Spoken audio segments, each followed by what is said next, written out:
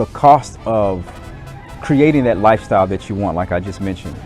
If you have kids, right, the cost of putting your kids in a decent school where they get a great education that's not just a chew and pour, or if you don't know what that means, it's basically like you're just regurgitating information. If you really want your kids to develop some critical thinking, some analytical skills, to engage in problem solving and really be responsible citizens, that means that that's a certain type of school you may have to put them in. Those schools are here, but oftentimes they're very expensive. So I've seen people leave quickest when they don't plan as thoroughly as they should. Hello and welcome back to another interesting episode. As usual, you know, my name has always been Kwame Nacheda.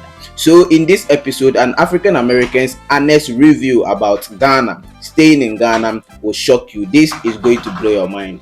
He stated that the cost of living in Accra, Ghana here is way expensive than that of the United States. I thought it was a lie, so I went on to find more proofs to substantiate whatever thing he said.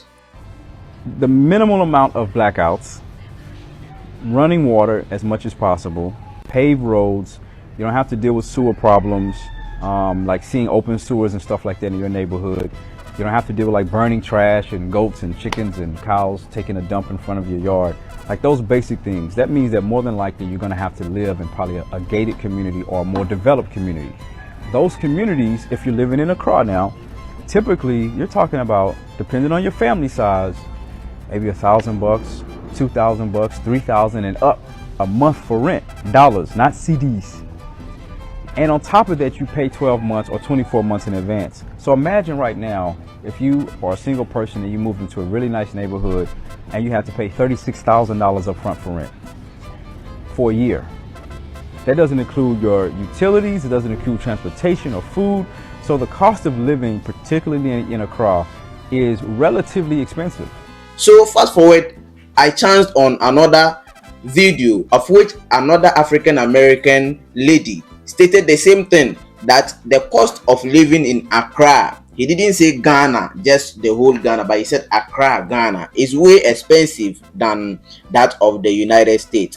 You are going to get shocked to know their basis or reasons for saying this. When I go to like Kumasi, red, the best. Go to the village, I get other food, it's so good.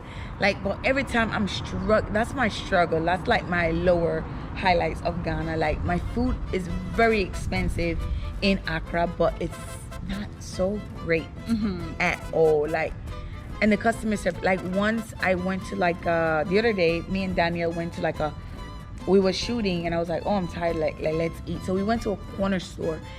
Like, you think it would not be more than 5 CDs, 10 CDs for the banco.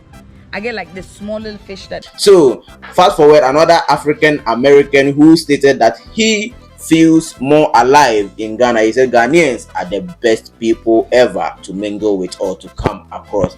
This and many more we have reacted to in this episode. Let's dive straight into it and I hope you are going to love it. And I won't say I'm running from my troubles, come to Ghana, because Ghana won't save my troubles. My troubles will still be there.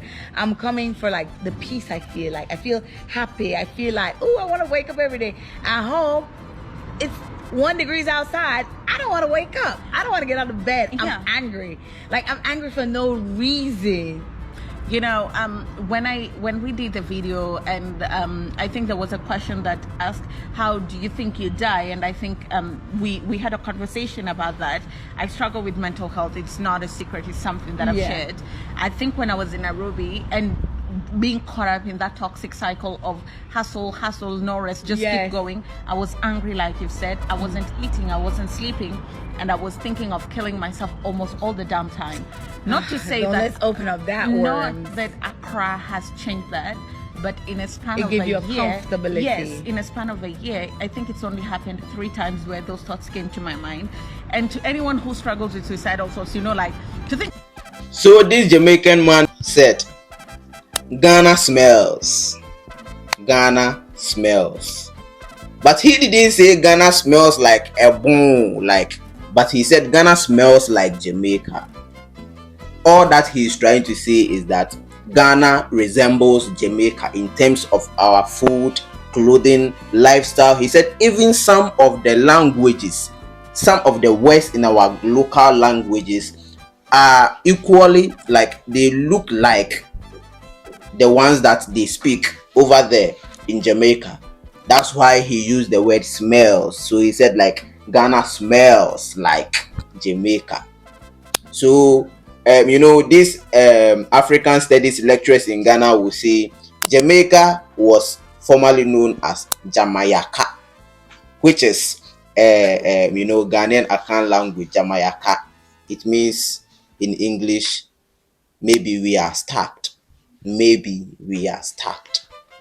Jamaica. That's why they got the word Jamaica. I stand to be corrected. This is just some comment I am passing. So let's move on. Ghana feels like Jamaica. Ghana even smells like Jamaica.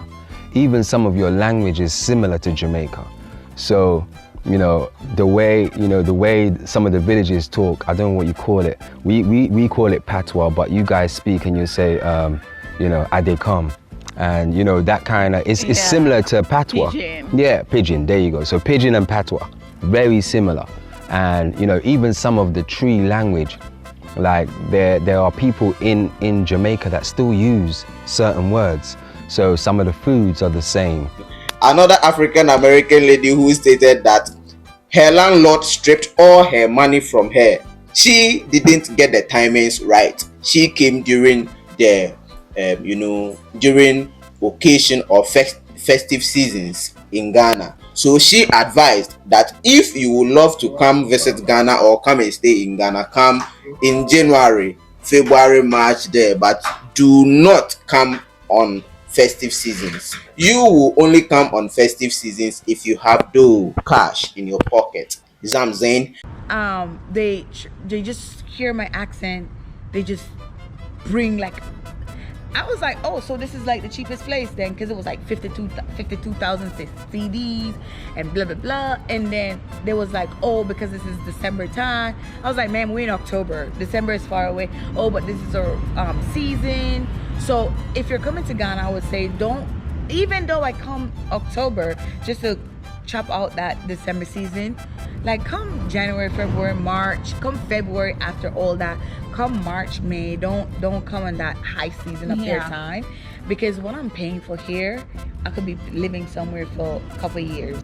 So if today is your first time watching me on this channel, my name is Kwamina Cheddar and I welcome you. Please don't forget to subscribe, like and share. Also click on the notification bell so that anytime I drop a video you will get notified. So see you in my next episode. I'm out.